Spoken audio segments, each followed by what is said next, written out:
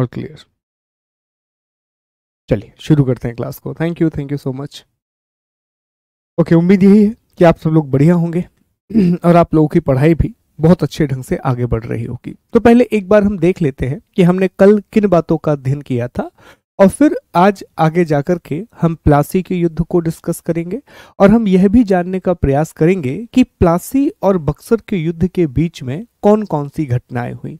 कुछ शब्द हैं जो आप लोगों ने जरूर सुने होंगे। एक शब्द आपने बंगाल की क्रांति सुना होगा, एक शब्द आपने पटना हत्याकांड के बारे में सुना होगा। तो हम इन शब्दों के बारे में भी पढ़ लेंगे कि ये कैसे शब्द हैं, इनका क्या अर्थ है, उनके बारे में भी हम जानेंगे। पर पहले जो हमने कल पढ़ा था एक बार क्विकली उसको हम देख लेते हैं। तो देखें, कल की क्लास हमने यहां से शुरू की थी कि हमने बंगाल के नवाबों का अध्ययन किया था कि कौन कौन बंगाल के नवाब बने हैं, उसके बारे में हमने पढ़ा था। तो हमने जाना कि बंगाल के पहले नवाब का नाम मुर्शिद कुली खान है, जबकि जो आखिरी बिल्कुल अंत में नवाब आएगा उसका नाम क्या है दोस्तों, बताइए जल्दी कमेंट करके बताइए जल्दी से। जो अंतिम नवाब है उसका नाम क्या है, फटाफट कमेंट करके बताएंगे सभी लोग, ठीक। जब तक मैं दूसरे नवाबों के नाम लिख रहा हूं, तो मुर्शिद कुली खान के बाद हमने देखा कि सुजाउद्दीन है, ठीक है। सुजाउद्दीन के बाद हमने सरफराज है। सरफराज के बाद अली वर्दी खान है, फिर सिराज उद्दौला है, फिर कौन है दोस्तों, इसके बाद मीर जाफर नवाब बनेगा जो कि सेनापति था। मीर जाफर के बाद मीर कासिम से नवाब बनेगा, मीर कासिम। ओके, मीर कासिम के बाद दोबारा मीर जाफर नवाब बनेगा, तो मीर जाफर 2 बार नवाब बनेगा बंगाल का, ठीक है। मीर जाफर के बाद नज्म उद्दौला और आखिरी में मुबारक उद्दौला। तो मुबारक दे करके ये अंग्रेजों को सारी कमान सौंप देगा। तो ये हमने चर्चा की थी कि ये नवाबों की प्रमुख लिस्ट है जिसकी शुरुआत कहाँ से होती है, मुर्शिद कुली खान से जिसकी शुरुआत होती है और मुबारक उद्दौला तक ये लिस्ट जाती है। फिर हमने कल मुर्शिद कुली खान के बारे में बेसिक बात जानी थी। हमने देखा था कि जब औरंगजेब का शासनकाल चल रहा था तो यह दीवान के पद पर था, लेकिन जब फर्रुखशियर मुगल बादशाह बना तो फर्रुखशियर के शासनकाल में इसे बंगाल का सूबेदार नियुक्त कर दिया गया और इसी समय इसने स्वतंत्र शासक के रूप में शासन करना शुरू कर दिया, इंडिपेंडेंट रूलर के रूप में रूल करना शुरू कर दिया। हालांकि हमने जाना था कि चाहे आप मुर्शिद कुली खान को ले लीजिए, चाहे सुजाउद्दौला को ले लीजिए, चाहे सरफराज को ले लीजिए, तीनों स्वतंत्र रूप से शासन करते थे, लेकिन मुगल सरकार को या मुगल बादशाह को नजराने के तौर पर हर साल कुछ रुपए भेजा करते थे। इसके समय पर जमींदार विद्रोह कर रहे थे, तो इसने राजधानी को ढाका से मुर्शिदाबाद स्थानांतरित कर लिया। किसानों के लिए तकावी ऋण की व्यवस्था भी की थी इसने। तकावी ऋण एक प्रकार का किसान क्रेडिट कार्ड की तरह योजना होती है। और एक बात भी हमने देखी थी कि मुर्शिद कुली खान, सुजाउद्दौला, सरफराज और अलीवर्दी खां, इन चारों के बीच में कॉमन यह था दोस्तों कि इन चारों ने अंग्रेजों के प्रति नजरअंदाज करने की नीति अपनाई थी। अंग्रेजों के जो भी बुरी बातें हैं उनको उन्होंने नजरअंदाज किया था। वो जानते थे कि अंग्रेज दस्तक का प्रयोग कर रहे हैं, फिर भी उन्होंने अंग्रेजों को नहीं रोका और वो हम जान चुके हैं कि ऐसा क्यों किया गया था। फिर सुजाउद्दीन और सरफराज, सुजाउद्दीन सरफराज ये इंपॉर्टेंट नहीं है, बिल्कुल भी इंपॉर्टेंट नहीं है। इसके बाद अलीवर्दी खां। तो एक कौन सा युद्ध होता है, एक गिरिया का युद्ध होता है, याद होगा आपको हमने पढ़ा था। तो गिरिया के युद्ध में इसने सरफराज को हरा दिया और सरफराज को हराने के बाद ये बंगाल का अगला नवाब बन गया।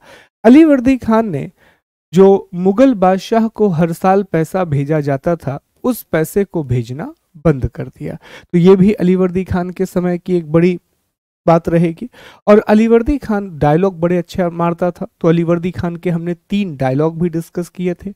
एक हमने मधुमक्खी वाला डायलॉग डिस्कस किया था कि जो अंग्रेज हैं वो मधुमक्खी की तरह होते हैं, अगर उन्हें छोड़ दिया जाए तो वो शहद देंगे, लेकिन अगर उन्हें छेड़ दिया जाए तो ये हमें काट काट कर मार डालेंगे। उसे एक बात कही थी। दूसरा उसने कहा था कि अभी जो आग भूमि पर लगी हुई है हम उसी को नहीं बुझा पा रहे हैं, अगर समुद्र से भी लपटें आने लगी तो हमारा अंत निश्चित है।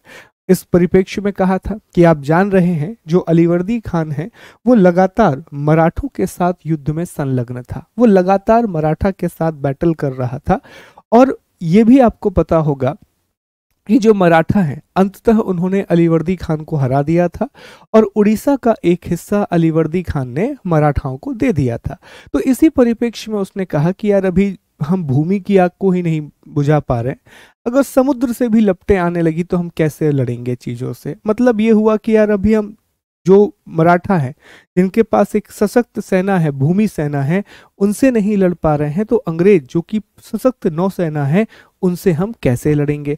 उसने सिराज उद्दौला को एक एडवाइस भी दी कि भैया अंग्रेजों पे तुम विश्वास मत करना और जब भी तुम्हें मौका मिले तुम उन्हें यहाँ से भगा देना। फिर हम आगे बढ़े, सिराज उद्दौला की हमने बात की, बड़ा इंपॉर्टेंट है सिराज उद्दौला को पढ़ना। सिराज उद्दौला का शासनकाल एक चीज के लिए जाना जाता है और वो है प्लासी का युद्ध, ठीक है, और अलीनगर की संधि। अब ये क्या है पहले इसके बैकग्राउंड को समझते हैं। तो सिराज उद्दौला जो है वो अलीवर्दी खान की छोटी बेटी का बेटा था, छोटी बेटी का बेटा था। तो जैसे ही ये नवाब बना षड्यंत्र की शुरुआत हो जाएगी, कंस्पिरेसी की शुरुआत हो जाएगी। अब इस कंस्पिरेसी में बहुत सारे लोग इन्वॉल्व हैं। इनकी मौसी है जो घसीटी बेगम है वो इन्वॉल्व है, राय बल्लभ इसमें इन्वॉल्व है, शौकत जंग इसमें इन्वॉल्व है, फिर मीर जाफर जो कि सेनापति है वो इन्वॉल्व है, अमीर चंद जो कि बैंकर है बहुत बड़ा वो भी इसमें इन्वॉल्व है, राय दुर्लभ एक अलग व्यक्ति है वो भी इसमें इन्वॉल्व है। तो बहुत सारे लोग इसका विरोध कर रहे हैं। अब ये सारे लोगों की जानकारी रॉबर्ट क्लाइव को मिलेगी और वो एक एक करके सबको तोड़ना शुरू कर देगा। लेकिन इसी बीच में हमने देखा कि 1756 में 1756 में क्या हुआ था। तो 1756 में जो अंग्रेज हैं वो भारतीय व्यापारियों को परेशान कर रहे थे और उन्होंने क्या किया कि ये जो राय वल्लभ है, अब राय वल्लभ क्या है, सुल्तान का विरोधी है राय बल्लभ, और एक व्यक्ति और है कृष्ण बल्लभ। तो राय बल्लभ और कृष्ण बल्लभ सुल्तान के विरोधी हैं और सुल्तान या नवाब उन्हें पकड़ना चाहते हैं। तो जैसे ही उन्हें पकड़ने गए तो कहा जाता है कि अंग्रेजों ने उन्हें शरण दे दी, अंग्रेजों ने उनको रेफ्यूजी प्रदान कर दिया। तो इससे नवाब चिढ़ जाएगा।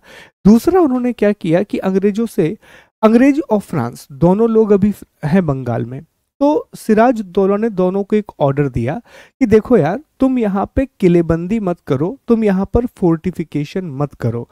फ्रांसीसियों से कहा कि तुम चंद्रनगर की किलेबंदी मत करो और अंग्रेजों से कहा कि तुम कलकत्ता की किलेबंदी मत करो। फ्रांसीसियों ने बात को मान लिया लेकिन अंग्रेजों ने इस बात को नहीं माना। तो अब सीधी सी बात है कि नवाब का गुस्सा आना तय था। तो 1776 में आप जान रहे हैं कि जो सिराज उद्दौला है उसने किस पर अटैक कर दिया था दोस्तों। तो उसने अटैक किया था कासिम बाजार और फोर्ट विलियम अर्थात कलकत्ता पर। तो कासिम बाजार और कलकत्ता पर आक्रमण कर दिया और दोनों जगह जितने भी अंग्रेज थे वो सभी अंग्रेज डर करके भाग गए और कहा जाता है कि फुल्टा नाम के एक द्वीप पर उन्होंने शरण ली। इसी बीच में एक घटना है कि 20 जून 1756 को एक अंग्रेज अधिकारी है जिसका नाम है हॉलवेल। तो हॉलवेल ने एक घटना का जिक्र किया है कि एक 18 बाई 14 का कमरा है, इस छोटे से कमरे में 146 अंग्रेजों को बंद कर दिया गया और सुबह जब देखा तो सिर्फ 23 अंग्रेज ही जिंदा बचे थे, बाकी सभी अंग्रेज मर गए थे। इसे काल कोठरी की घटना कहा गया। अलाइव द बंडर एक जो किताब है उसमें हॉलवेल ने इस घटना का जिक्र किया है। हालांकि ये इतिहासकार इस घटना को सही नहीं मानते, उनके अनुसार ये घटना उतनी सही नहीं है। फिर हमने देखा कि इसी बीच में रॉबर्ट क्लाइव वॉटसन को लेकर के वापस आता है बंगाल और रॉबर्ट क्लाइव और वॉटसन मिलकर के सिराज पर आक्रमण करते हैं और सिराज को हरा देते हैं। अब जब भी कोई युद्ध में हारता है तो हार के बाद हमेशा संधि होती है। तो यहां पर भी दोस्तों एक संधि हुई जिसे अली नगर की संधि कहा जाता है। अब ये अली नगर कहां से बीच में आ गया, तो हमने कल आपको बताया था दोस्तों कि ये जो कलकत्ता है, कलकत्ता का नाम बदल करके सिराज उद्दौला ने अलीनगर कर दिया था। तो फरवरी 1757 में अलीनगर की संधि होती है, और अलीनगर की संधि का परिणाम भी आप जानते हैं कि बहुत ही अपमानजनक संधि थी सिराज के लिए, क्योंकि उसने सिराज को बहुत सारे अधिकार हैं जो अंग्रेजों को देने पड़े। दस्तक का प्रयोग अंग्रेज कभी भी कर सकते थे, वो कलकत्ता की किलेबंदी कर सकते थे, तो ये सारी शर्तें थोप दी गई, तो ये सिराज के लिए भी बहुत अपमानजनक थी। तो यहाँ तक सारी बातों का अध्ययन हम कर चुके हैं। आई गेस यहाँ तक की पूरी चीजों को हमने डिस्कस कर लिया है। अब हमें प्लासी का युद्ध पढ़ना है, बैटल ऑफ प्लासी हमें डिस्कस करना है।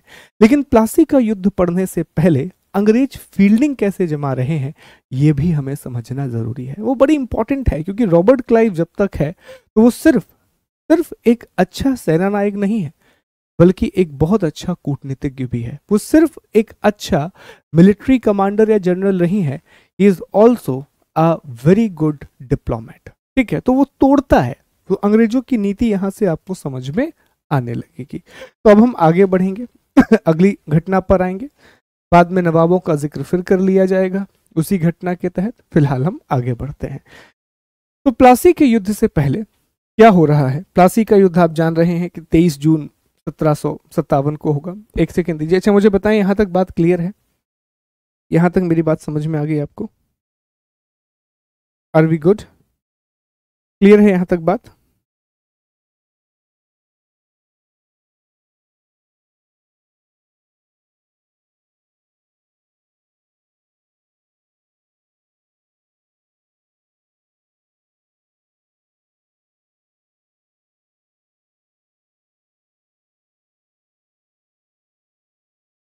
हाँ बिल्कुल बिल्कुल आशीष, आई विल मेक श्योर कि उन्हें जल्दी अपलोड करवा दिया जाए। ठीक, चलिए।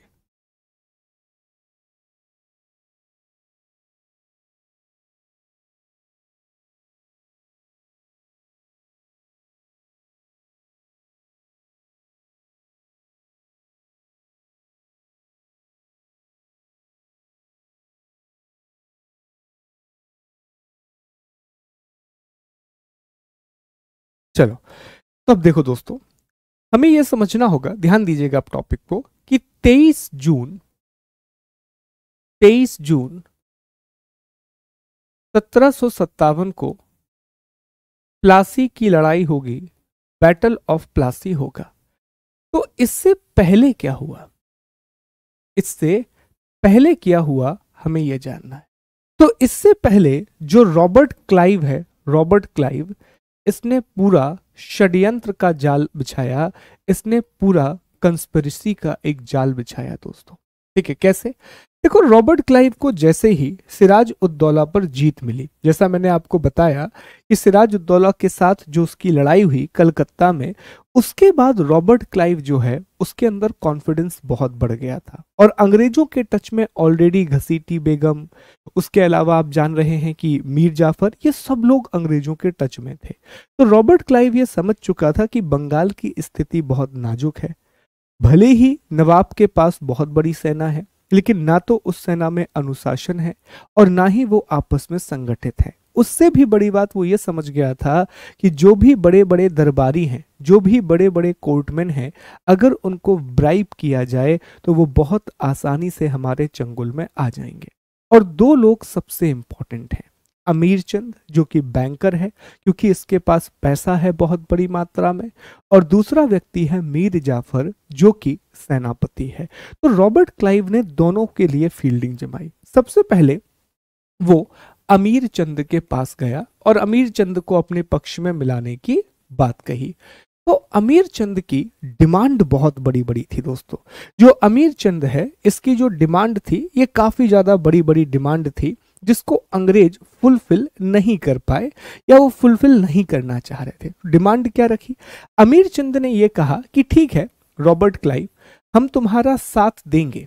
कहानी के रूप में समझना कि ठीक है रॉबर्ट क्लाइव, हम तुम्हारा साथ देंगे, लेकिन जितना भी खजाना है बंगाल का उसका 50% तुम हमें दोगे और ऊपर से 30 लाख रुपए का कमीशन दोगे। बहुत बड़ी डिमांड है कि जब तुम जीत जाओगे तो जितना भी बंगाल का खजाना है जो भी नवाब का खजाना है उसमें 50% हिस्सेदारी मेरी होगी और उसके ऊपर 30 लाख रुपए दोगे। तुम बताओ, रॉबर्ट क्लाइव जैसा व्यक्ति जो इतना चतुर, लोमड़ी जैसा चालाक है, वो पूरी रचना ही पैसों के लिए कर रहा है, क्या वो इसको इतना पैसा देगा? आपको लगता है कि अमीर चंद को इतना पैसा देगा? बिल्कुल नहीं देगा। सवाल ही पैदा नहीं होता। यहां तो घटना अलग होगी। घटना यह हुई कि रॉबर्ट क्लाइव ने कहा कि भैया ये मानेगा नहीं। तो रॉबर्ट क्लाइव ने कहा ठीक है, चलो हम एक लिखित समझौता करते हैं। रॉबर्ट क्लाइव ने क्या कहा कि चलो ठीक है, हम एक लिखित समझौता करते हैं, हम एक रिटन एविडेंस करते हैं। और रॉबर्ट क्लाइव ने एक रेड पेपर पर, एक लाल कागज पर अमीर चंद के साथ समझौता कर लिया और कंपनी को पहले ही उसने बता दिया कि जितने भी समझौते मैं लाल कागज पर कर रहा हूं वो झूठे हैं, वो फेक हैं। तो भैया अमीर चंद के साथ मोए मोए वाला मूवमेंट हो जाएगा। अमीर चंद को लगा कि हाँ अब तो पैसा ही पैसा होगा, अक्षय कुमार टाइप, फिर हेरा फेरी टाइप, तो पूरा पैसा लगा दिए स्कीम में। और फिर देखा कि मैडम पैसा लेकर ही भाग गई। हेरा फेरी याद है आपको? ठीक है, बिपाशा बासु पूरा पैसा लेकर के ही भाग गई। ठीक, तो ये चीज निकल के आ जाएगी इसमें। अमीर चंद। अब दूसरा व्यक्ति जो है जिसके साथ डीलिंग होनी है, तो दूसरा व्यक्ति कौन है दोस्तों? दूसरा व्यक्ति है मीर जाफर। अब मीर जाफर कौन है? तो मीर जाफर यहाँ का सेनापति है। देखो मीर जाफर के साथ भी वो ऐसा समझौता कर सकता था, लेकिन उसने नहीं किया।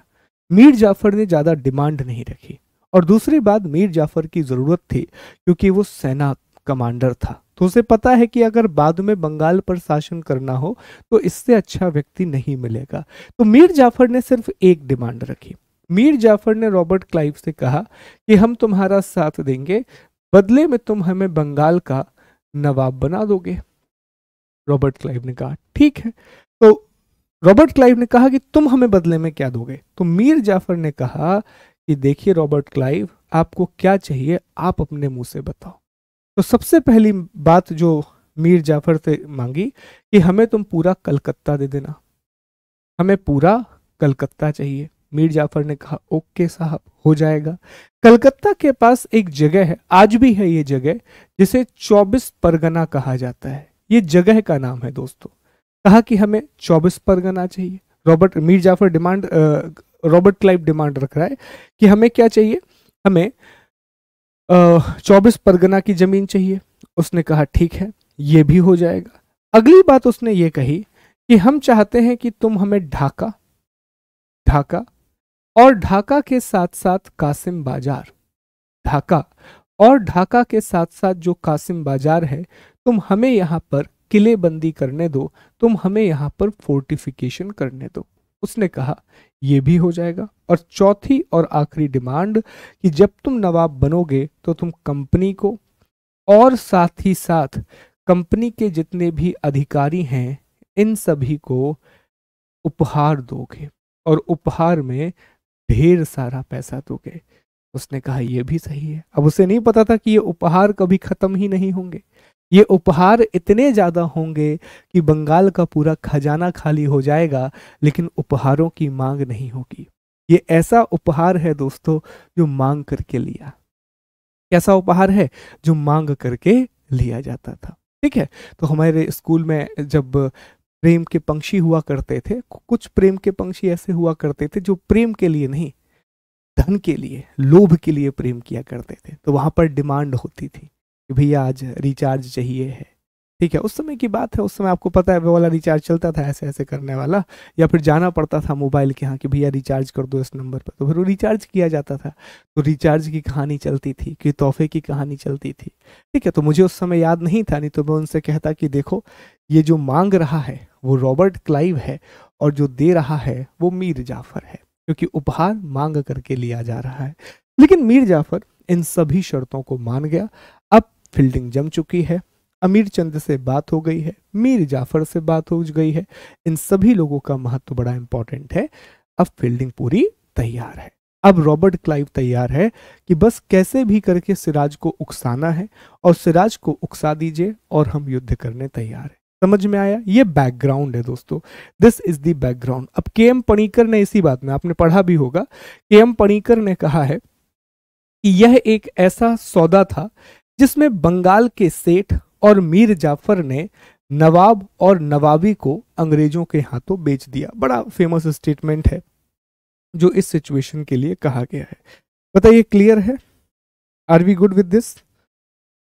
समझ में आया आपको? ये पहले की तैयारी है, ये युद्ध से पहले की तैयारी है।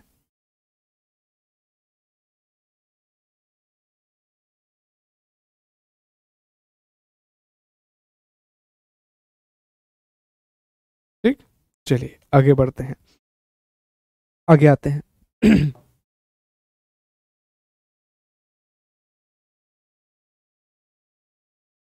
चलें, तो अब हमें चर्चा करनी है प्लासी के युद्ध की। देखो, एक काम करेंगे, अब जैसा मैंने कहा कि प्लासी का युद्ध मुख्य परीक्षा का टॉपिक है, तो अब आप क्या करेंगे, मुझे पहले समझाने देंगे, फिर मैं आपको डिक्टेट करके लिखवा दूंगा। ठीक, तो पहले आप समझ लीजिए चीजों को, प्लासी के युद्ध के बारे में पहले सारी बातें आप समझ लीजिए, फिर आराम से आप इसको लिख लीजिएगा। ठीक, चलो, तो हमारा अगला जो टॉपिक है दोस्तों, ये हमारा पांचवा टॉपिक होना चाहिए इस चैप्टर का। आई गेस आप देख लेना, जो भी नंबर हो आप बना लेना। हमारा पांचवा टॉपिक है प्लासी की लड़ाई।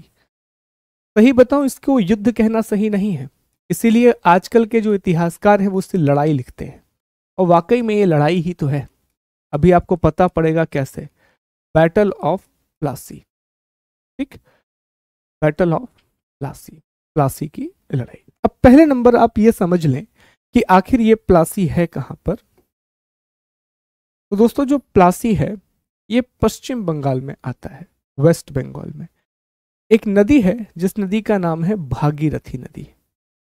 भागीरथी नदी, तो भागीरथी नदी के पास ये स्थित है।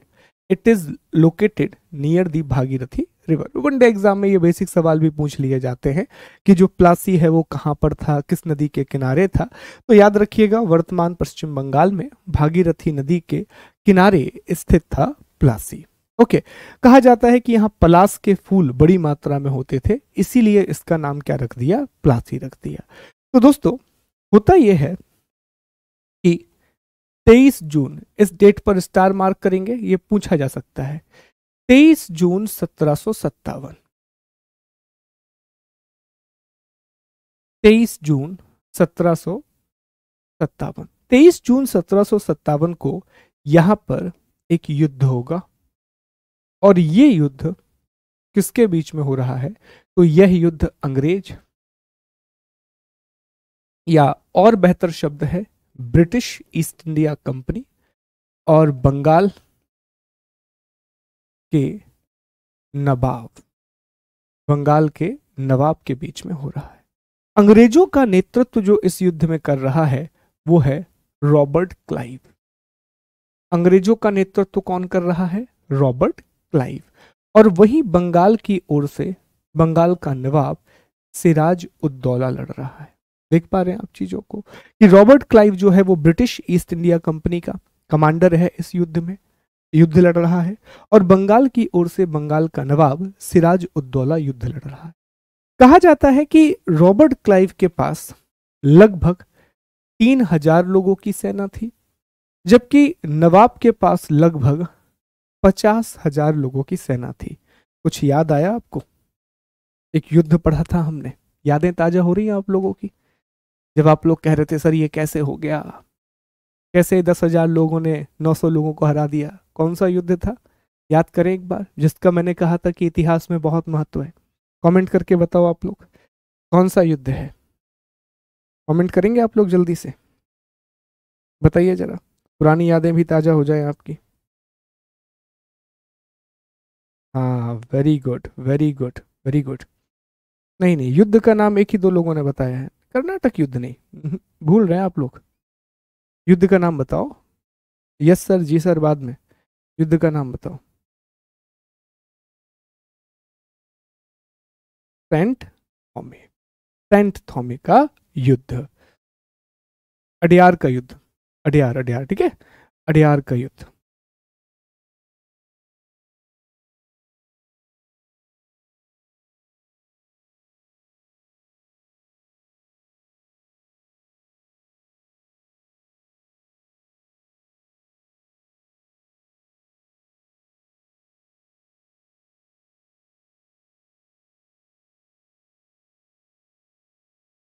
तो क्या हुआ था उस युद्ध में, सेंट थॉमे अडयार के युद्ध में? सेंट थॉमे अडयार के युद्ध में क्या हुआ था, याद है आपको? उसमें फ्रांसीसी सेना लड़ रही थी, जिसमें 700 भारतीय थे, बाकी 200-300 के आसपास कुछ फ्रांस के लोग थे, और उन्होंने हरा दिया था बड़ी सी सेना को। तो यही चीज यहां पर देखने के लिए मिलती, सेम यही चीज हमें देखने के लिए मिल रही है। एक तरफ रॉबर्ट क्लाइव है जिसके पास लगभग 3000 की सेना है, और वहीं नवाब है सिराज जिसके पास 50,000 की सेना है। और कहा जाता है कि सभी लोगों ने सिराज को धोखा दिया, बस दो व्यक्ति ऐसे थे, एक मोहनलाल और मीर मर्दान, जिन्होंने इसका साथ दिया। तो इसके जो बोलते ना कि वफादार रहे, जो इसके लिए लॉयल रहे, उसमें मदनलाल है, मदनलाल, और दूसरा मीर मर्दान। उसके अलावा कोई भी व्यक्ति लॉयल नहीं था सिराजुद्दौला के लिए। ठीक है, 50,000 की सेना जरूर थी, लेकिन 50,000 लोग लड़े ही कहां? मीर जाफर जो सेनापति है वही पीछे हट गया दोस्तों। अब जब वह पीछे हट जाएगा तो कैसे काम बनेगा? पर दो लोग बहुत वीरता से लड़े, एक था मदन लाल और दूसरा है मीर मर्दान। ये बहुत बहुत ज्यादा अच्छे से दोनों ने लड़ाई की। अब परिणाम क्या हुआ? तो अल्टीमेटली जो ये युद्ध है, इन दोनों के बीच में युद्ध हो रहा था, इन दोनों के बीच में वॉर हो रही है, और इसका जो परिणाम है दोस्तों, इसमें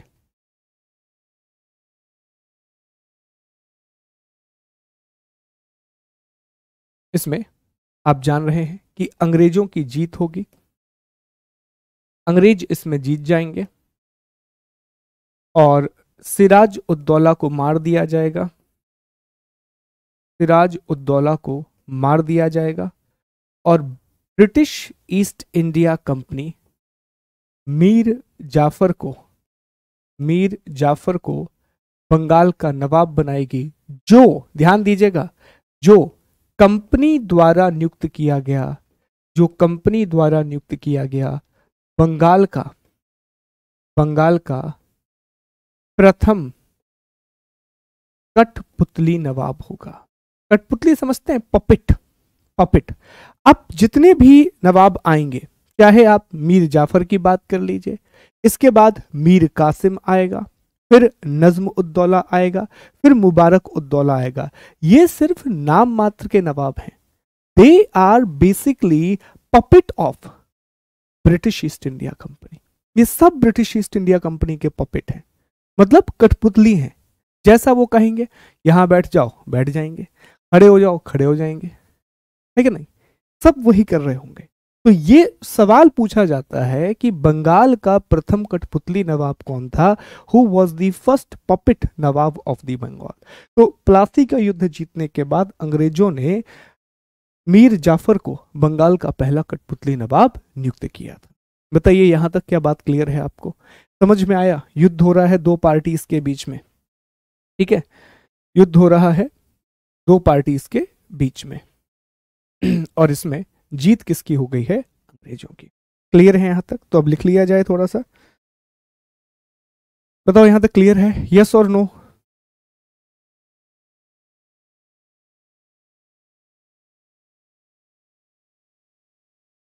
चलो लिखना शुरू करें, लिखना शुरू करें।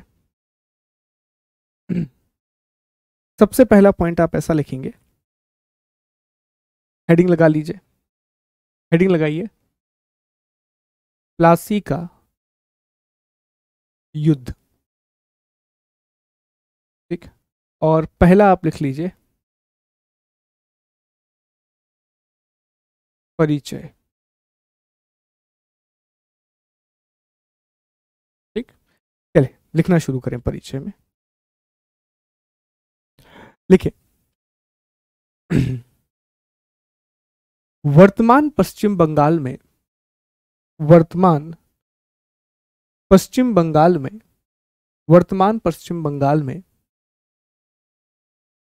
भागीरथी नदी के किनारे, वर्तमान पश्चिम बंगाल में भागीरथी नदी के किनारे स्थित, भागीरथी नदी के किनारे स्थित प्लासी नामक स्थान पर, प्लासी नामक स्थान पर,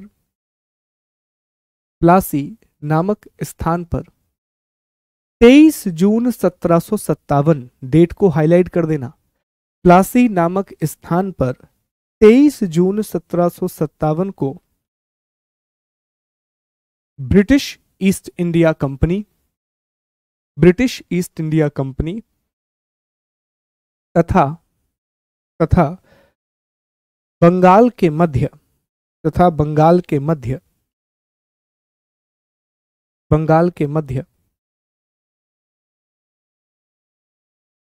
एक महत्वपूर्ण युद्ध हुआ। लिखें फुल स्टॉप लगा के। इस युद्ध में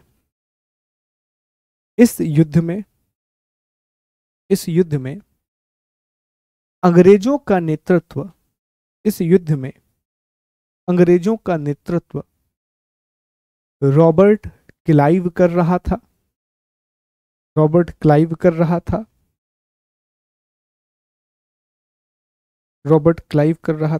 तो वहीं दूसरी ओर बंगाल का नेतृत्व नवाब सिराज उद्दौला कर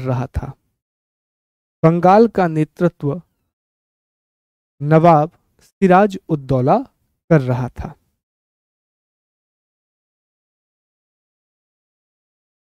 लिखें आगे, इंग्लिश में लिख लीजिए पहले।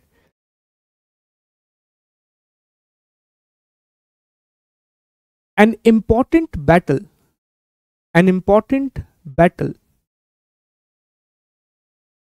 between British East India Company and Bengal,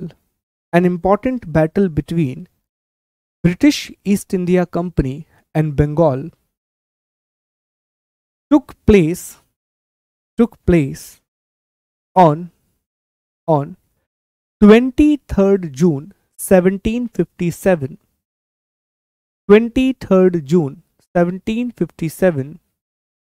near the coast of Bhagirathi River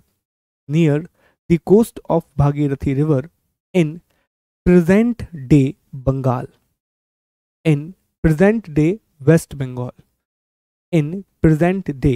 West Bengal। लिखिए फिर। Britishers were led by Robert Clive and Bengal was led by Siraj ud-Daula, नवाब सिराज उद्दौला। ठीक है, आगे लिखें इसमें। लिखें इस युद्ध में अंग्रेजों की ओर से लगभग 3000 सैनिक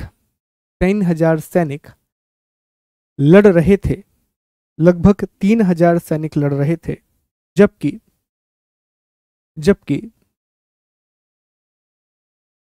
सिराज की ओर से लगभग 50,000 सैनिक। फुल स्टॉप लगाइए और लिखिए, हालांकि मदन लाल और मीर मर्दान के अलावा कोई भी सिराज के लिए वफादार नहीं था। परिणाम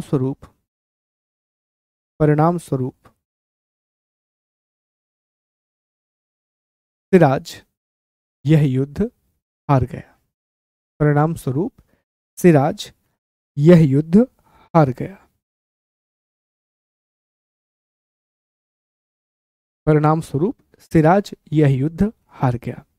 इंग्लिश में लिखिए। There were around 3,000 soldiers from British side and 50,000 soldiers from Siraj's side were fighting. Were fighting. 50,000 soldiers from Siraj's side were fighting. Were fighting. Although, apart from Madan Lal and Mir Mardan, although apart from Madan Lal and Mir Mardan, nobody was loyal to Siraj. Nobody was loyal to Siraj. Thus, Britishers easily defeated Siraj and killed. Britishers easily defeated Siraj and killed. चलिए अगला paragraph लिखिए, इसमें next paragraph लिखिए। इस युद्ध के परिणाम स्वरूप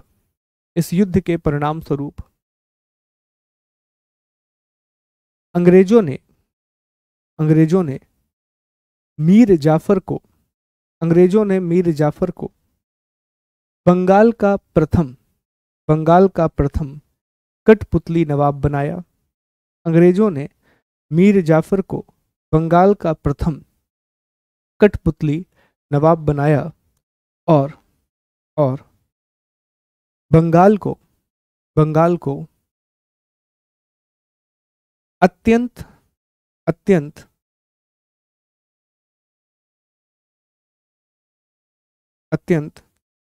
निर्मम तरीके से लूटना आरंभ किया।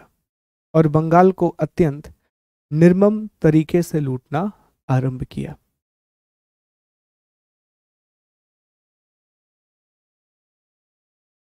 लिखें इंग्लिश में next paragraph. This victory resulted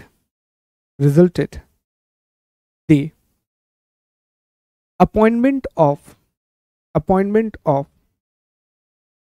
Mir Jafar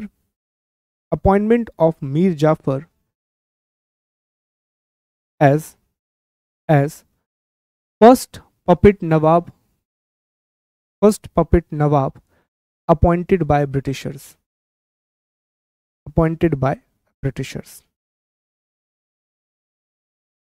Following the starting of great loot of Bengal.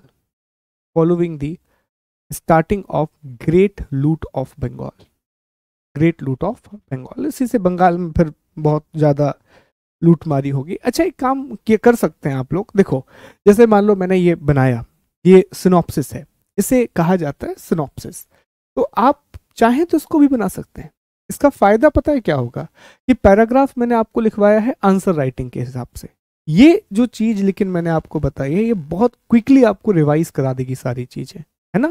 तो हो सके तो इसको भी बना लिया करो जब भी अगर समय मिले, कोई दिक्कत नहीं है। आपको पता है कि भाई ये मेरा सिनॉप्सिस है और बाकी जो सर ने लिखवाया है वो लैंग्वेज है, तो इतना हम कर सकते हैं आई गेस, है ना।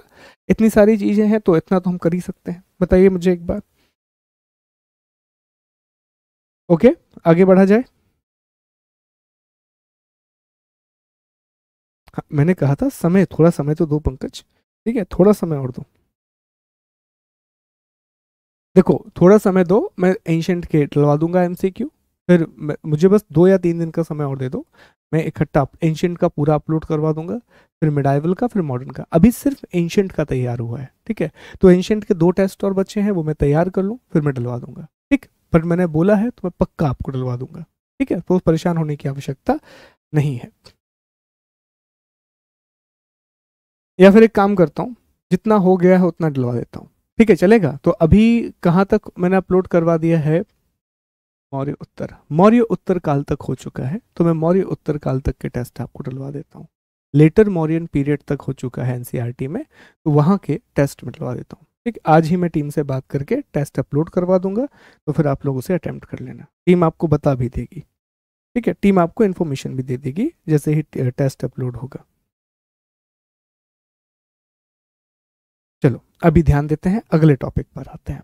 तो ये तो हमने एक परिचय पढ़ लिया, लेकिन सर क्या परिचय से काम बन जाएगा? नहीं, हमें कारण भी लिखना है। अच्छा, कारण आप मेरे साथ लिख लीजिए। कारण जैसे जैसे मैं बोर्ड पर लिखूंगा वैसे ही वैसे आप लिख लीजिएगा, सेम है। तो अब हम दूसरा पॉइंट क्या पढ़ रहे होंगे, प्लासी के युद्ध के कारण, इंग्लिश में लिख लीजिए, reason behind the battle of Plassey, reason behind the battle of Plassey. देखो, अगर मैं आपसे एक बात पूछूं, मुझे आंसर करना, देखता हूं आप लोग कितना इस चीज को समझ पाए हैं, कितना आप बेसिक आइडिया लगा पाए हैं। मुझे एक बात बताओ, अंग्रेज और बंगाल और अंग्रेजों के बीच में सबसे बड़ा मसला क्या था, जिस मसले को लेकर के हमेशा समस्या हुई और जो प्लासी के युद्ध का कारण बनेगा, क्या होगा बताइए, बताएंगे आप लोग मुझे कि सबसे बड़ा मसला क्या था, सबसे बड़ी समस्या क्या है अंग्रेजों और बंगाल के बीच में, अंग्रेजों और बंगाल के बीच में क्या है सबसे बड़ी प्रॉब्लम?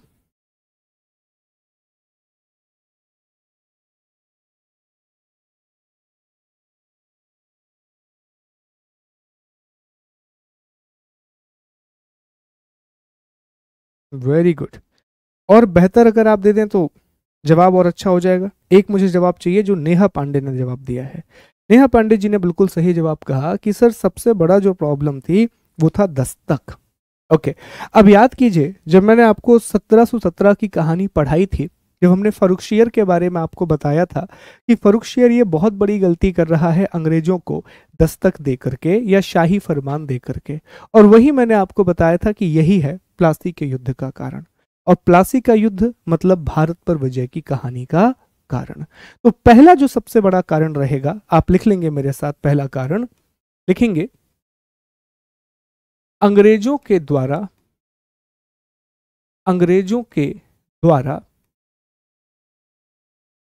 दस्तक, ब्रैकेट में लिख लीजिए, फर्रुखशियर द्वारा दिया गया शाही फरमान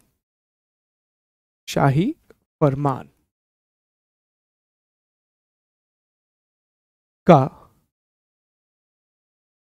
दुरुपयोग। ठीक है, ये पहला कारण होगा कि अंग्रेजों ने क्या किया दोस्तों, जो दस्तक है उसका दुरुपयोग कर रहे थे। हालांकि आप जान रहे हैं कि इससे पहले जितने भी नवाब हुए अलीवर्दी खान तक, उन्होंने इस बात का विरोध नहीं किया, परंतु सिराज उद दौला ने इसका विरोध किया। ठीक है, तो दस्तक का दुरुपयोग, और इसी में लिखेंगे कि मुर्शिद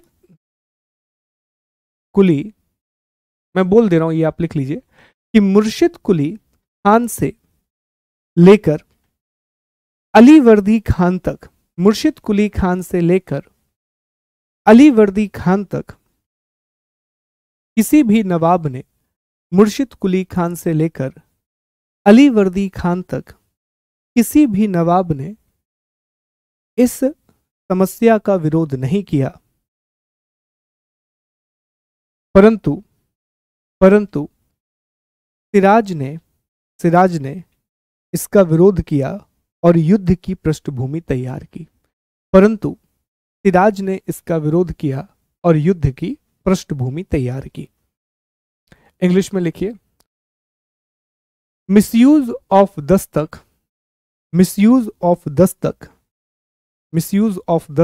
ब्रैकेट में लिखेंगे, royal decree given by Farrukhsiyar, misuse of dastak, royal decree given by Farrukhsiyar by Britishers, misuse of dastak by Britishers, full stop लगा के, from Nawab Murshid Quli Khan, from Nawab Murshid Quli Khan to Alivardi Khan, nobody opposed this problem, but Siraz opposed and prepared the background for the battle, ठीक है, अगला, अगली घटना हम सभी लोग जान रहे हैं। दूसरा, नवाब सिराज नवाब सिराज उद्दौला ने नवाब सिराज उद्दौला ने अंग्रेजों को कलकत्ता तथा फ्रांसीसियों को तथा फ्रांसीसियों को चंद्रनगर की किलेबंदी किलेबंदी ना करने का आदेश दिया आदेश दिया। हालांकि हालांकि अंग्रेजों ने हालांकि अंग्रेजों ने इसकी अवहेलना की। यह अगला कारण होगा, ठीक है, इसकी अवहेलना की। उसने दोनों को ऑर्डर दिया कि देखो यार, आप हमारी टेरिटरी में रह रहे हो और हमारी टेरिटरी में रह करके आप फोर्टिफिकेशन कर रहे हो, किलेबंदी कर रहे हो, ये अच्छी बात नहीं है। This is not a good habit. Okay, तो French were convinced and they stopped doing the fortification of Chandranagar, but Britishers did not. Britishers were keen that we will handle the Nawab, he is not so good, he is so weak. Okay, so उन्होंने fortification को बंद नहीं किया। तो English में से लिखेंगे, Siraj ordered to stop the fortification of Calcutta by Britishers. Siraj ordered to stop the fortification of Calcutta by Britishers and Chandranagar by French. Although Britishers did not obey his order. Britishers did not obey his order. तो इसके बाद फिर क्या हुआ था, याद कीजिए। नवाब सिराज उद्दौला ने क्या किया था इसके बाद, याद है आप लोगों को? तो नवाब सिराज उद्दौला के द्वारा कासिम बाजार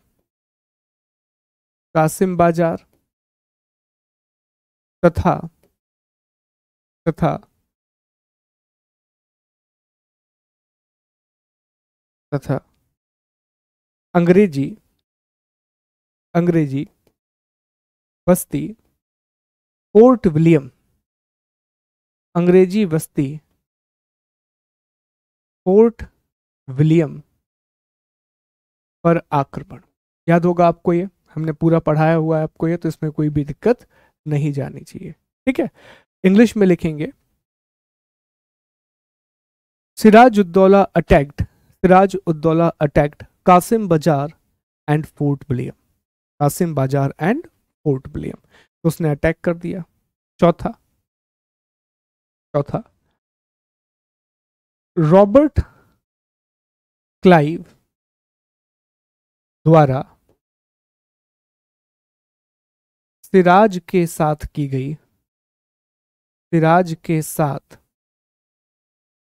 गई अलीनगर की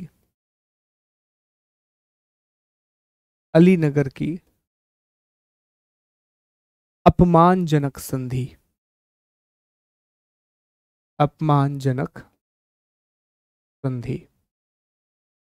ब्रैकेट में डेट भी लिख देंगे आप,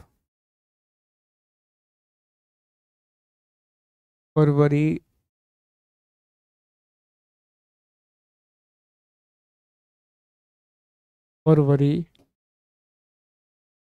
लिखें। Robert Clive forced the Treaty of Alinagar. Robert Clive forced the Treaty of Alinagar on Sirajuddaulah. Robert Clive forced treaty of Alinagar on Siraj ud-Daula. ठीक है, आगे बढ़ते हैं कि अगला कारण क्या है।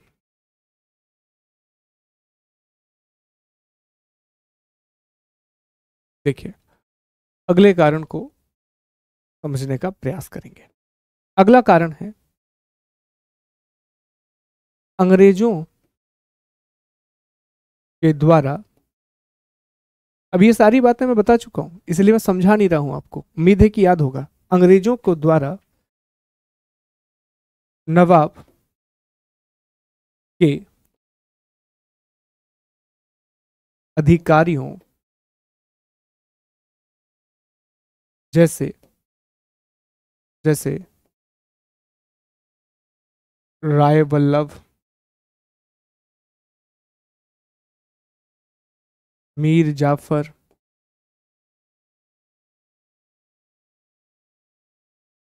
मीर जाफर,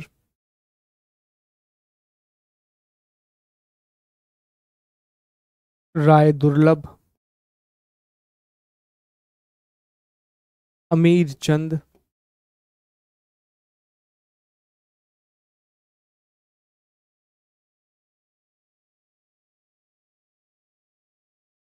आदि अंग्रेजों द्वारा नवाब के अधिकारियों जैसे राय बल्लभ, मीर जाफर, राय दुर्लभ आदि को को नवाब के विरुद्ध नवाब के विरुद्ध षड्यंत्र में शामिल करना, शामिल करना। तो इस बात की जानकारी थी और आप जान रहे हैं कि उसने कहा भी था जो जिन लोगों को रेफ्यूजी बना लिया है कि वापस कर दीजिए, ये सही नहीं है। पर अल्टीमेटली सिराज उद्दौला ने ऐसा नहीं किया। तो अंग्रेजों के द्वारा नवाब के अधिकारियों जैसे राय बल्लभ, मीर जाफर, ओके, राय दुर्लभ, अमीर चंद आदि को नवाब के विरुद्ध षड्यंत्र में शामिल करना। देखिए, conspiracy against nawab Sirajuddaula by Britishers, conspiracy against by Nawab Sirajuddaulah, conspiracy against Nawab Sirajuddaulah by Britishers after bribing R- Rai Ballabh, Mir Jafar commander in chief, Rai Durlabh, Amir चंद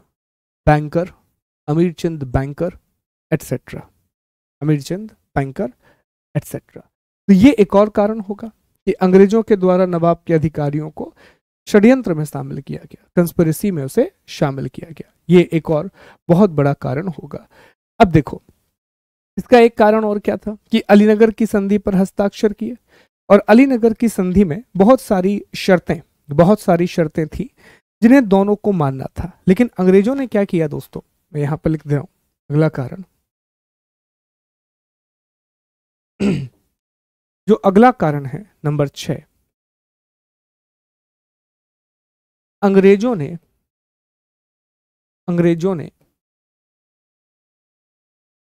अलीनगर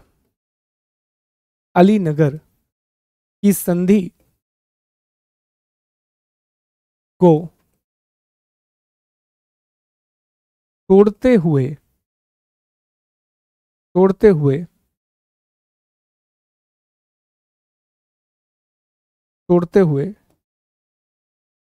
बंगाल में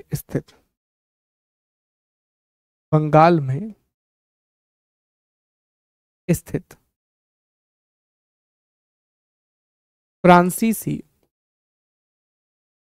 फ्रांसीसी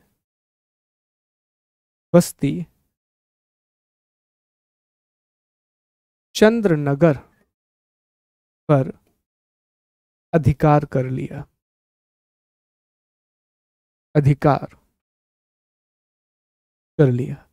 देखो, अलीनगर की संधि में एक और बात लिखी थी कि अब हम किसी भी प्रकार से एक दूसरे के खिलाफ कोई भी मिलिट्री एक्शन नहीं लेंगे और आप व्यापार कीजिए, हम अपना नवाबी संभालते हैं, आप अपना काम कीजिए, हम अपना काम करेंगे। लेकिन चूंकि आप जान रहे हैं कि यही वो समय है जब कर्नाटक युद्ध चल रहे हैं, तो कर्नाटक युद्ध जिस समय चल रहे हैं तो अंग्रेजों ने क्या किया, यहां बंगाल में फ्रांसीसियों की बस्ती है चंद्रनगर, उस पर अधिकार कर लिया। और ये बात सिराजुद्दौला को बिल्कुल भी पसंद नहीं आई कि यार हमारे क्षेत्र में, हमारे घर में आप लड़ रहे हो और आपने फ्रांसीसी सिराजुद्दौला के निकट है, जो फ्रांसीसी हैं वो कंपैरेटिवली क्लोज हैं सिराजुद्दौला के, अच्छी बनती है। तो ये बात सिराज को बिल्कुल पसंद नहीं आई कि जब हमने अलीनगर की संधि कर रखी है तो फिर आपको यह करने की आवश्यकता नहीं थी, it was not at all needed. तो ये एक आखिरी कारण लिखिए, ठीक है, एक आखिरी कारण लिखिए नंबर 7, और ये मैं बोल करके लिखूंगा, लिखिए। डॉक्टर आरसी मजूमदार के अनुसार, डॉक्टर आर सी मजूमदार के अनुसार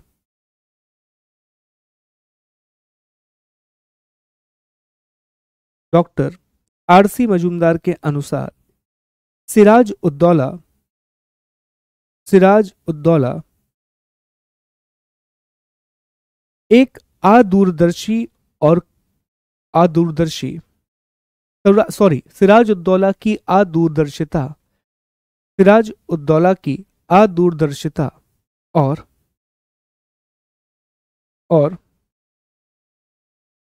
स्वयं की सेना तथा अधिकारियों पर अविश्वास, स्वयं की सेना तथा अधिकारियों पर अविश्वास भी इस युद्ध का प्रमुख कारण था, भी इस युद्ध का प्रमुख कारण था। इंग्लिश में लिखिए, इंग्लिश में लिखिए इसको। According to R C Majumdar, short-sightedness of Siraj-ud-Dawla was also a reason behind this war, was also a reason behind this war। Actual में कहानी क्या है वो मैं आपको समझाता हूँ। कहानी के रूप में आप समझेंगे तो आपको ये आखिरी वाला पॉइंट भी समझ में आएगा, जो 7वां पॉइंट मैंने लिखवाया है। होता यह है कि युद्ध से पहले ही सिराज-उद-दौला को ये पता चल जाता है कि जो मीर जाफर है वो अंग्रेजों की तरफ जाकर के मिल गया है और मीर जाफर अब उसका साथ नहीं देगा।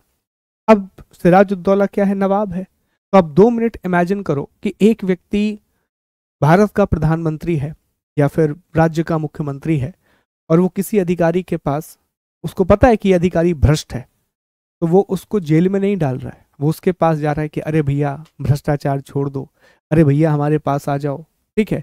तो इसने क्या किया, सिराज-उद-दौला को एक्शन ये लेना था कि मीर जाफर को दंड देना था, या तो वो उसे सूली पे चढ़ा देता, सूली पे चढ़ा देता। अगर वो उसे सूली पे चढ़ा देता तो जितने भी लोग हैं उनके अंदर डर कायम होता। देखो दोस्तों, मुनार्की की एक बहुत बुरी सच्चाई है, जहां पर भी राजशाही होगी और वही राजा सफल होगा जिसने भय का शासन किया है। आप इतिहास उठा करके देख लीजिए भारत का, चाहे आप मध्यकाल की बात करें, चाहे आप प्राचीन भारतीय इतिहास की बात करें, अगर राजा का भय नहीं है तो वहां पर षड्यंत्र होने लगेंगे, कंस्पिरेसी होने लगेगी और उसी राजा को मार दिया जाएगा। शुरुआत से उठा लो आप चंद्रगुप्त मौर्य से लेकर के उठा लो, चंद्रगुप्त मौर्य की बात कर लो, चाहे आप अशोक की बात कर लो, आगे जाकर के आप चंद्रगुप्त प्रथम की बात कर लो, स्कंदगुप्त की बात कर लो, समुद्रगुप्त की बात कर लो, चंद्रगुप्त द्वितीय की बात कर लो, ठीक है। यहां पर आप हर्षवर्धन की बात कर लो। आगे जाकर के मिडाइवल हिस्ट्री में आप देख लीजिए, चाहे आप इल्तुतमिश को देखें, कुतुबुद्दीन ऐबक को देखें, बलबन की चर्चा करें, ठीक है, मोहम्मद बिन तुगलक की बात करें, अलाउद्दीन खिलजी की बात करें, ये सब भय का शासन करते थे। और इस कारण होता यह था कि आजू बाजू के लोग इतने आतंकित रहते थे, इतने ज्यादा भयभीत रहते थे कि वो चाह कर भी षड्यंत्र नहीं करते थे। तो सिराज, आरसी मजूमदार ये लिखते हैं कि सिराज की ये बहुत बड़ी गलती थी। सिराज को जब पता था कि मीर जाफर उसके साथ कंस्पिरेसी कर रहा है तो आपको तुरंत सिराज-उद-दौला को दंड देना था, और ऐसा दंड देना था कि ये एग्जाम्पल सेट करता। लेकिन सिराज ने क्या किया, सिराज घर गया मीर जाफर के, नवाब जा रहा है, देख रहे हो आप, ठीक है, सिराज कहाँ जा रहा है, घर जा रहा है ना मीर जाफर के, और मिन्नतें कर रहा है कह रहा है अरे तुम तो भैया अलीवर्दी खान के समय से हो, उनके लिए ही हमारी मदद कर दो, रक्षा कर दो। मीर जाफर ने कहा ठीक है कर देंगे। अब ठीक है बोलने में क्या ही जा रहा है, जो होना है वो तो हो ही जाएगा। ओके, तो ये 7 बड़े कारण रहेंगे इस युद्ध के, माना जाता है इतिहासकारों के द्वारा। तो ये these are the reasons behind the war, ये युद्ध के अलग अलग कारण रहेंगे। उम्मीद है कि आपको ये समझ में आ गया होगा। बताइए इसमें कोई डाउट है, एनी प्रॉब्लम?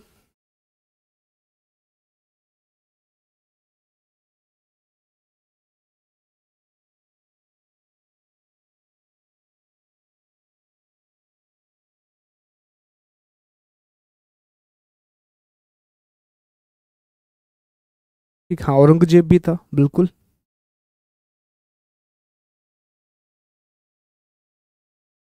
हाँ मैक्सिमम मैक्सिमम अभिषेक, मैक्सिमम मैक्सिमम चीजें वो जीतते ही चले जाएंगे।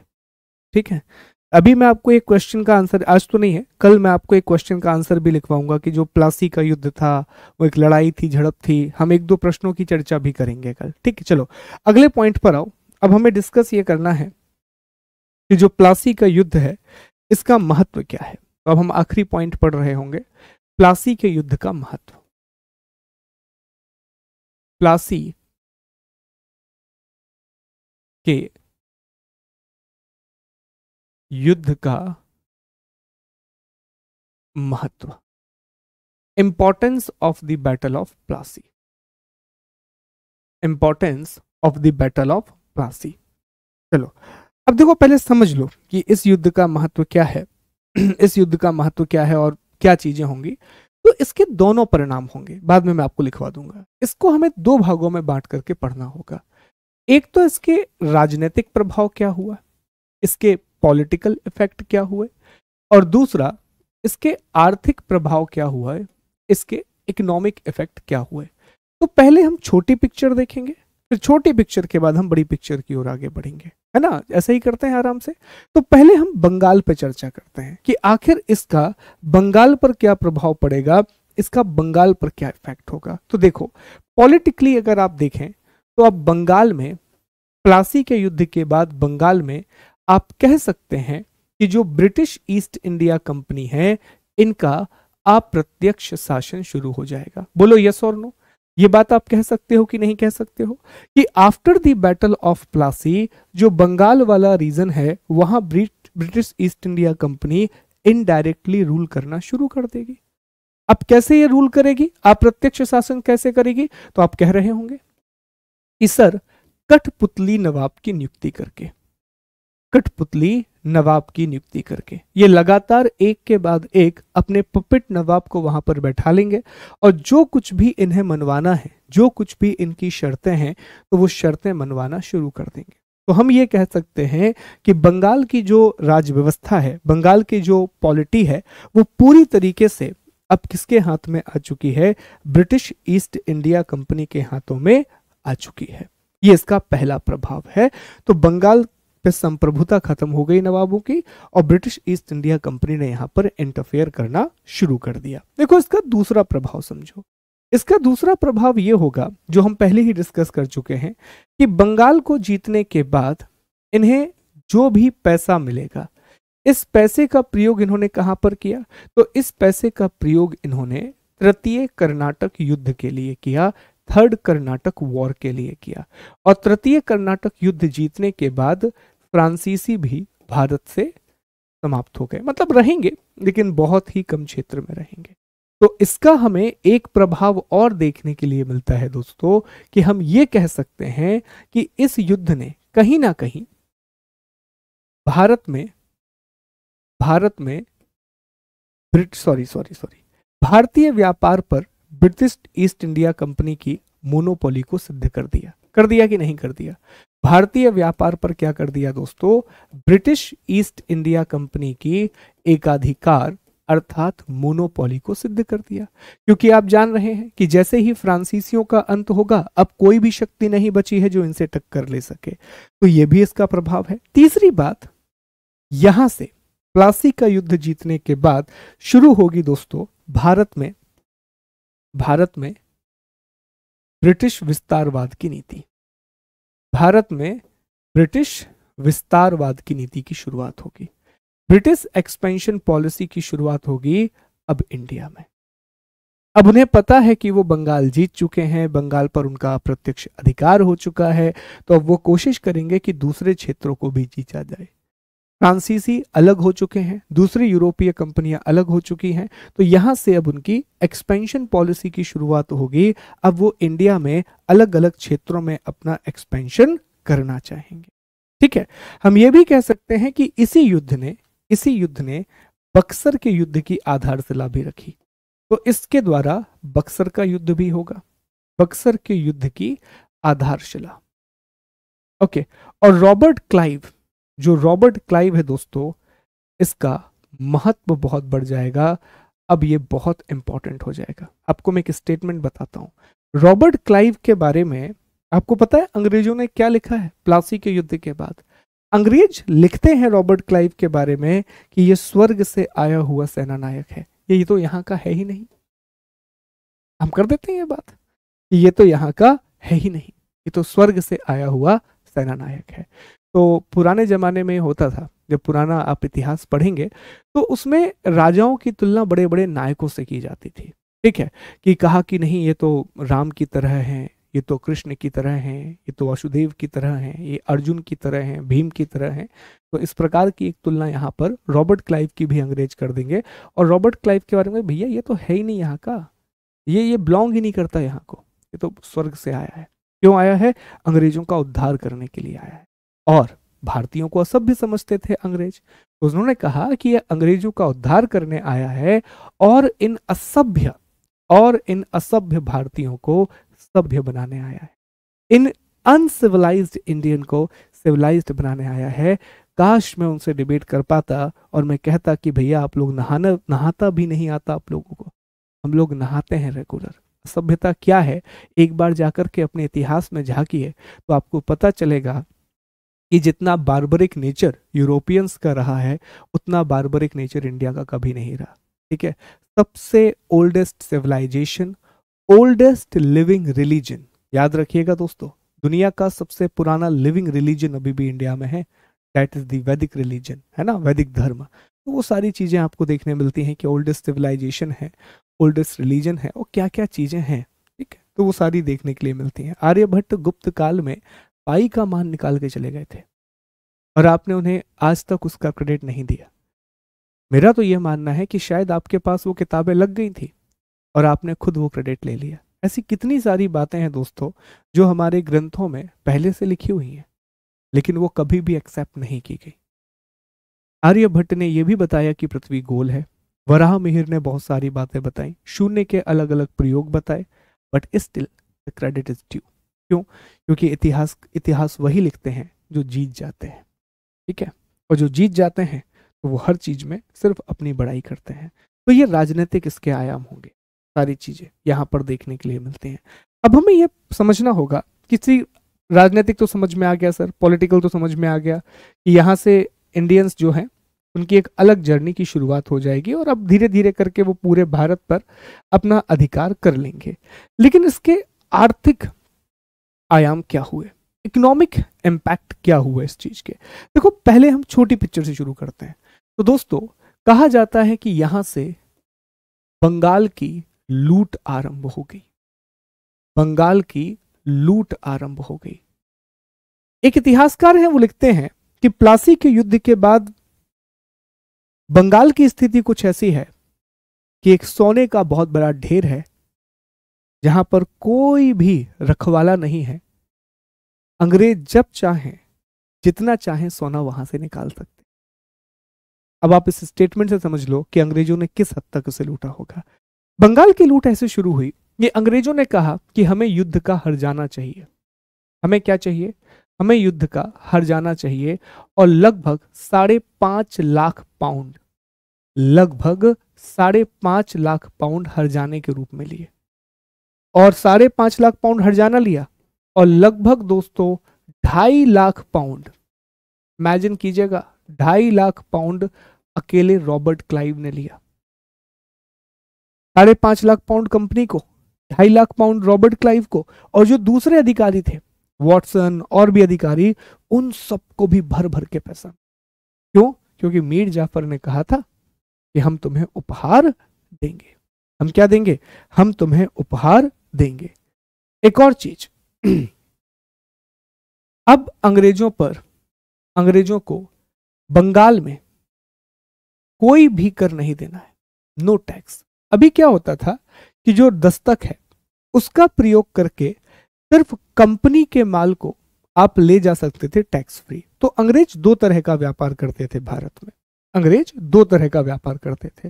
देखो, एक व्यापार तो ब्रिटिश ईस्ट इंडिया कंपनी के थ्रू हो रहा है, और दूसरा क्या करते थे, जो ब्रिटिश ईस्ट इंडिया कंपनी के कुछ कर्मचारी हैं, जो कुछ उनके अधिकारी हैं, ये भी कुछ थोड़ा थोड़ा सामान, ज्यादा नहीं पर थोड़ी थोड़ी मात्रा में ये भी अपना सामान खरीदा करते थे और बेचा करते थे। तो इसे निजी व्यापार कहा जाता था कि जो कंपनी के अधिकारी हैं वो निजी व्यापार कर रहे हैं, जो कंपनी के ऑफिसर हैं वो प्राइवेट ट्रेड भी किया करते थे। तो दस्तक का प्रयोग सिर्फ इसमें होता था, दस्तक का प्रयोग सिर्फ कंपनी के व्यापार में होता था, निजी व्यापार में नहीं होता था। हालांकि करते तो थे ही वो, लेकिन ऑफिशियली नहीं होता था। अब उन्होंने कहा कि जो कंपनी के वो लोग निजी व्यापार करेंगे उस पर भी आप कोई टैक्स नहीं लोगे, इनकम और कम हो गई। तो अंग्रेजों को यह अधिकार भी मिल गया कि भैया अब हमें जो निजी व्यापार करना है उस पर भी हमें कोई कर नहीं देना है, उस पर भी हमें कोई भी टैक्स नहीं देना है। अब इन सब का इम्पैक्ट क्या हुआ? पुराना जितना याद रखेंगे ना उतना मजा आएगा इतिहास पढ़ने में। याद कीजिए, मैंने आपको डुप्ले के बारे में पढ़ाया था कि डुप्ले जब भारत का गवर्नर जनरल बन के आया, फ्रांसीसी गवर्नर बन के आया, तो उसने भारत में विस्तारवाद की नीति अपनाई थी। क्यों अपनाई थी विस्तारवाद की नीति? इसलिए अपनाई थी ताकि वो यहीं से पैसा निकाल करके कंपनी की जो लागत है, जो कॉस्ट है, उसे कम कर सके। अब इनके पास जमीन है, तो कंपनी के पास जो पैसा बंगाल से आया उस पैसे से कंपनी की व्यापारिक लागत में कमी आ गई। जो कॉस्ट है, कॉस्ट में क्या हो गई दोस्तों? कॉस्ट बहुत कम हो गई। और जब भी कॉस्ट कम होती है तो इसका प्रभाव क्या होता है? कंपनी का लाभ बहुत ज्यादा बढ़ गया, कंपनी का प्रॉफिट बहुत ज्यादा बढ़ गया। ठीक है, कंपनी का जो लाभ है वो क्या हो गया दोस्तों? बहुत ज्यादा बढ़ गया, कंपनी का प्रॉफिट बहुत ज्यादा बढ़ गया। तो ये आपको इसके इकोनॉमिक इम्प्लीकेशंस देखने के लिए मिलते हैं, इसके आर्थिक आयाम देखने के लिए मिलते हैं। तो समझ में आई आपको कहानी कि प्लासी के युद्ध ने चीजों को बहुत हद तक बदल दिया, कम से कम अंग्रेजों के लिए अच्छा और बंगाली के लोगों के लिए बहुत बुरा, बंगाल के लोगों के लिए बहुत बुरा। अभी मैं आपको अगली क्लासेस में ना द्वैध शासन पढ़ाऊंगा, डायरकी पढ़ाऊंगा बंगाल में। खुद बंगाल का गवर्नर लिखेगा, खुद बंगाल का गवर्नर लिखेगा कि द्वैध शासन ने कैसे पूरे बंगाल को तबाह कर दिया। मुझे बताओ क्या ये समझ में आया? तो ये इस युद्ध का परिणाम होंगे, ये इस युद्ध का रिजल्ट होगा। Are we clear with this? क्या आपको ये समझ में आया है?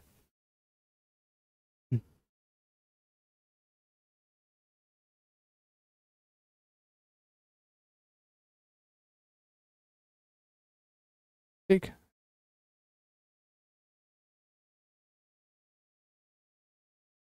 ठीक, ओके। अब जरा कुछ स्टेटमेंट है, कुछ स्टेटमेंट है, इनके बारे में आप पढ़ लें तो बेहतर रहेगा। देखिए, तो जो प्लासी का युद्ध है, जो प्लासी का युद्ध है, पहले मैं आपको स्टेटमेंट बता दूं, कुछ कथन है, ध्यान दीजिएगा इन कथन के ऊपर। ओके, अब पहला कथन यहां पर लिखा हुआ है दोस्तों, और ये कथन एडमिरल वॉटसन, याद है आपको वॉटसन? ठीक है, वॉटसन ने लिखा कि प्लासी का युद्ध कंपनी के लिए ही नहीं अपितु सामान्य रूप से ब्रिटिश जाति के लिए असाधारण महत्व का था। क्या लिख रहा है वॉटसन? तो वॉटसन लिख रहा है the battle of Plassey is of extraordinary importance not only to company but to the Britishers race in general. तो जैसा मैंने कहा कि युद्ध महत्वपूर्ण है, और यही बात वॉटसन ने लिखी कि युद्ध बहुत ज्यादा महत्वपूर्ण है क्योंकि इसके परिणाम बहुत खतरनाक। किसके लिए खतरनाक थे? बंगाल के लिए, और अच्छे थे अंग्रेजों के लिए। दूसरी बात, सरकार एंड दत्ता ये लिखते हैं, ये किताब है उनकी, सरकार एंड दत्ता लेखक का नाम है। प्लासी के युद्ध की विजय का नैतिक प्रभाव बहुत अधिक था। एक विदेशी कंपनी के द्वारा एक प्रांतीय सूबेदार को अपमानित किए जाने से कंपनी की शक्ति और गौरव में असाधारण वृद्धि हो गई। माल्सन, हमने पहले भी माल्सन को कोट किया है, तो मेल्सन ने लिखा कि कोई ऐसा युद्ध नहीं हुआ जिसके तात्कालिक तथा स्थायी परिणाम इतने महत्वपूर्ण हो जितने प्लासी के हुए हैं। ताराचंद लिखते हैं कि प्लासी के युद्ध ने परिवर्तनों की, बहुत प्यारा स्टेटमेंट है ये, ब्यूटीफुल, प्लासी के युद्ध ने परिवर्तनों की लंबी प्रक्रिया आरंभ की जिसने भारत का स्वरूप बदल दिया और सदियों से प्रचलित आर्थिक और शासकीय व्यवस्था बदल गई। ये हमेशा कभी भी आए, ऑलवेज कंक्लूड विद दिस, हमेशा इस स्टेटमेंट से कंक्लूड कीजिए। इससे अच्छा कंक्लूजन आपको प्लासी के युद्ध का नहीं मिलेगा। एक लाइन में पूरी कहानी बयां करता है, the battle of Plassey started a long process of changes which change the nature of India and change the economic and administrative system prevailing from centuries, prevailing from centuries. Best conclusion, इससे अच्छा आप conclude नहीं कर सकते। ठीक है, फिर नवीन चंद्र सेन लिखते हैं कि प्लासी की लड़ाई के बाद भारत में अनंत अंधकारमयी रात्र आरंभ हो गई। सर जदुनाथ सरकार लिखते हैं कि 23 जून 1757 को भारत में मध्यकालीन युग का अंत हो गया और आधुनिक युग का आरंभ हो गया। बट मुझे सबसे अच्छा स्टेटमेंट लगता है ताराचंद का, क्योंकि यह सब कुछ बताता है प्लासी के युद्ध के बारे में। अब आपके लिए छोटा सा होमवर्क है, ये दो बातें हैं, इतना परिणाम में इतना, ठीक है, इतना दो, और तीसरा स्टेटमेंट। स्टेटमेंट में पूरे स्टेटमेंट लिख सको तो अच्छी बात है, अगर पूरे ना लिख सको तो एडमिरल वॉटसन का लिख लेना, सरकार एन दत्ता का लिख लेना, ताराचंद का लिख लेना, बाकी ये पूछे जाते हैं एग्जाम में। ओके, तो इतनी बातें आप लिख लीजिएगा और फिर मैं एक प्रश्न भी आपको डिस्कस कर लूंगा। देखो अभी प्रश्न आप लिख नहीं सकते मुझे पता है, पर कम से कम आप अपनी नोटबुक में ये प्रश्न लिख लो, ताकि जब आपका प्रीलिम्स हो जाए तो हम मेंस के लिए प्रिपेयर करेंगे तो मैं इन प्रश्नों के मॉडल आंसर आपको बता दूंगा। और कल की क्लास में भी मैं मॉडल आंसर तो बता ही दूंगा आपको, ताकि भले ही आप लिख नहीं पा रहे हैं लेकिन आपको एक आइडिया मिल जाएगा। आप लिखेंगे कि नहीं, कल ही डिस्कस करेंगे, सॉरी, कल मुझे आपके साथ दो प्रश्न डिस्कस करने हैं प्लासी के युद्ध के बारे में। फिलहाल इतना बस लिख लो एक प्रश्न कि प्लासी के युद्ध के मुख्य कारण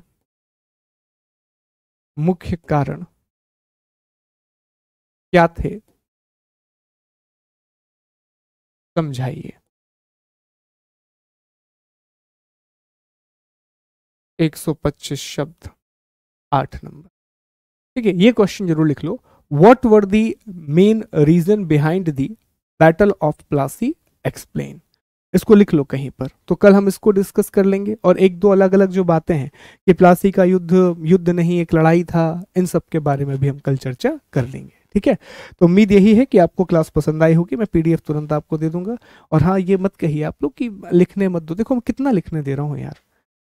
आप मुश्किल से लिखने बैठेंगे तो एक पेज भी नहीं है, पर आप ये समझें कि यार अगर आप लिख लेंगे तो हमारा समय बच जाएगा, कल हम नया टॉपिक शुरू कर पाएंगे।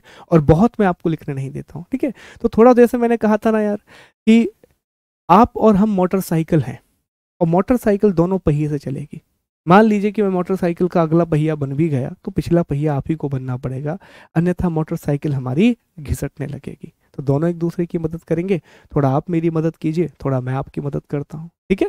तो इसलिए कंप्लेन ना करें, छोटी छोटी बातें हैं, और आपको अधिकारी बनना है, बड़े बड़े मामलों को संभालना है, ये तो आप ना ही करें, ठीक। तो आपसे मिलते हैं कल मुलाकात होगी। अपना ख्याल रखिए, बहुत खुश रहिए और बहुत तरक्की कीजिए। आप लोग बहुत मेहनत कीजिए दोस्तों। Take care, god bless you. जय हिंद, जय भारत।